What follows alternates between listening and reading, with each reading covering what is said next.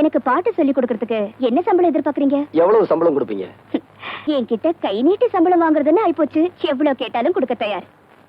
என்ன இப்படி பாக்குறீங்க? பாடத்தை ஆரம்பிக்கலாமா? நிச்சயமா. வா, நில்லு.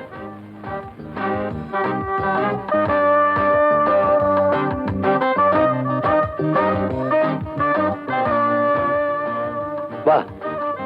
எங்க? சொல்றேன் வா.